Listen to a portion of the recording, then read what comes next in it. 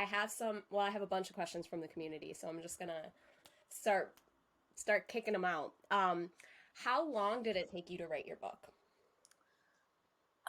It was remarkably fast. Well, let's look. It took me years to heal and to do the research for the book. But the actual writing of the book, once I had all of that, took me about a year and a half. Not bad. Right in the pandemic too, right? Yeah, I mean, I got in some ways very lucky. I got my book deal in February 2020. I had literally nothing else to do except write my book. I was so bored. So I was able to like crank it out. I love that. I love that. And did you feel all the various modalities you tried were necessary parts of the puzzle? I'm glad that I tried everything. There's nothing there's nothing where I'm like, I wish I hadn't tried that. Every single Mm, thing I did, I learned a little bit from, even the things that didn't work. yeah. Um, that And it kind said, of like knocked that off the list, right? You were like, mhm, okay, done. yeah, that said, I didn't spend like a tremendous amount of money on anything. Mm, And so if I had spent like $10,000 on like a 17-day retreat or something and it didn't do anything, I would have been really pissed. yeah, So that's fair. I was doing everything on a budge, so it worked out real well.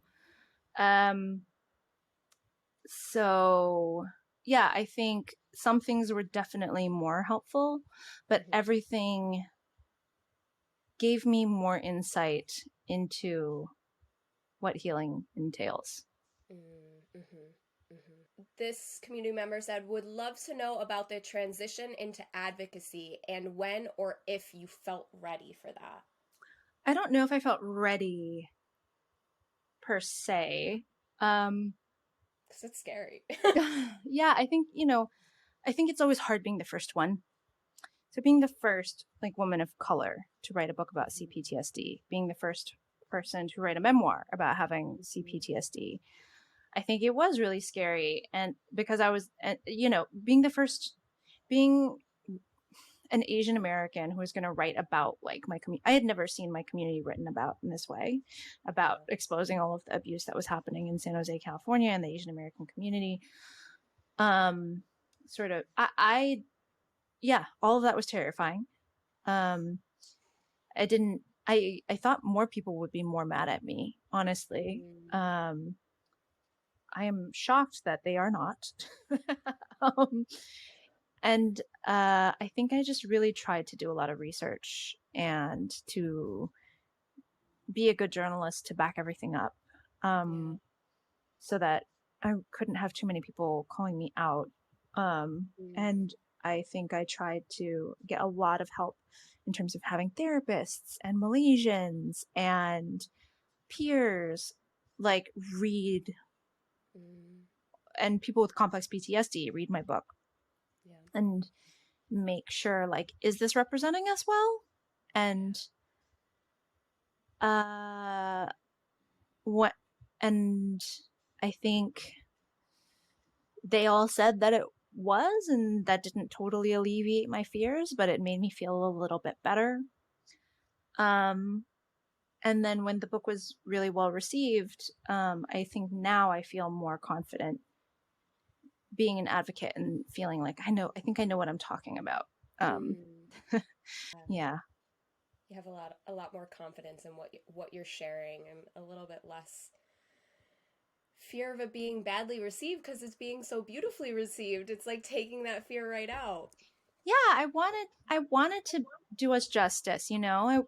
I know how hard it is to have CPTSD. I know how hard it is to get diagnosed. I know how hard it is to read books about CPTSD. I know how Yeah. hard it is to read the fucking Body Keeps the Score, like how triggering and Yeah. exhausting and painful that is to read about yourself on a page and be like, I hate this person that you're writing about. You know, and I just really wanted to take care of us, and I didn't know if I was doing a good enough job, but now I feel like it was good enough. And I I just think want to you did keep a great job. oh, thank you. And I just want to keep taking care of us because we Yeah. deserve that. We do deserve that. We do deserve that. And I think you're doing an amazing job. And I know that the whole community agrees and supports you in Oh, I everything don't know that about the you're whole doing. community, but a lot Well, of people do, and I love them, and I'm very majority of the people. grateful. I'm so grateful. So I had a couple different questions on here from the community about your pregnancy. Is it okay if we Yeah, we can talk about that. what did it take to make the decision to become a mother as someone with CPTSD? I think it was something that I had been thinking about for a very long time. Joey really wanted kids. From Mm. when I met him, I really did not, because of having CPTSD. He went on a very long, very detailed campaign to try and convince me otherwise. I think I saw a lot of friends having Mm. kids, and even traumatized friends having kids and doing a good job, and that was sort of helpful. And I don't know, for me, I don't know if I would have ever necessarily felt ready, because I think I Mm. wanted to be more healed. I wanted to be more perfect. I wanted to be like more Mm. just exactly the right person that I wanted to be in order to be totally prepared to be the best mom and not traumatize my kid. And then I accidentally got knocked up. And so that decision was made for me. So there you go. I love it. I love it. How do you feel now though? Now that you are pregnant, and how far along are you if you don't mind me asking? 7 months. How do you feel? Um, I feel good. I feel scared, obviously. Mm. There are days when I feel really overwhelmed by it. But I also feel like I literally think that this is a crazy hormonal thing. Like your brain changes and your hormones change. Yeah. And, like Dr. Hom and Joey already say I act much more maternal and Mm. positive, and it could be crazy third trimester hormones, but I'm feeling good. Who knows what happens when the baby blues crash happens? I don't know, but right now it's good. Good. I'm glad. I'm glad. And I know that you've been sharing a lot more on your Instagram, kind of about like how you're feeling throughout your experience. And I know that there's so many people in the community who are scared to get pregnant or even have Mm-hmm. that chance. So I just want to applaud you for like having these conversations. I know that they're difficult and putting yourself out there in this very vulnerable state um for yourself and for your child, and but I know that it's helping other people realize that like it is possible. You know what I mean? You can have a baby even if you do have CPTSD, and that doesn't mean that you're necessarily going to pass everything down or you won't be ready for it if it Mm-hmm. happens. I think there's lots of people who've come out on, I think I wouldn't do it in different places. I haven't really talked about it much on Twitter because Twitter Mm, is so toxic, and yeah. I haven't really talked about it much in certain spaces. For some reason, on Instagram with people who've read my book, it is just such a really positive Mm, space. I feel really safe with the community. yeah. People everyone who follows me just has CPTSD, so they all get it, and Yeah. we can be so empathetic and wonderful. And so I've gotten a lot of support, and a lot of people have come out who have kids and have said, like, my kids, I have CPTSD, my kid's 19 now, they're great. They're Mm, happy, and we love each other, and we talk all the time, and I'm a great mom. And so just hearing stories like that yeah. um, has been really lovely. Yeah. And we also got like the blueprint of what not to do, right? Yeah. Mm-hmm. We already know what not to do Yeah. on the other I side think of I've things. done a lot more parenting research than Mm. most people going into this process, because I was so terrified. And I think hopefully that'll help cancel out some of the trauma stuff. Absolutely. And I thank you in advance for hopefully sharing what you learn along the way so that we can also benefit from all of that research that you've done. I will do my best. Okay. Last question that I have from the community. Is there anything new that you've learned about managing CPTSD since your book was published? Not really, No. honestly. which is like maybe a letdown question. No, I mean, I feel like There's no letdowns here. I feel like it's just affirmations of old lessons. Mhm. And I think relearning Yeah. ideas in new ways. I mean, like anyone who's been to therapy knows, like you who's been in therapy for an extended period of time, you know something, but you see it in a new context, in a new situation, and it feels new. It feels like you're relearning it. And so that happens all the time to me, of course.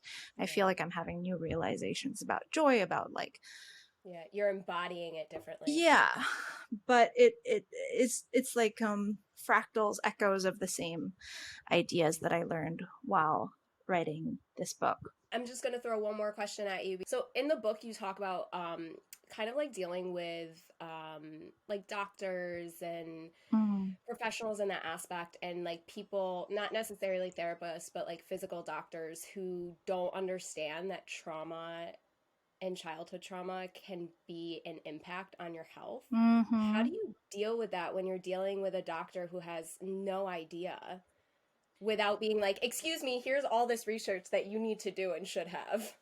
So it's hard for me, even though I have like a big attitude now.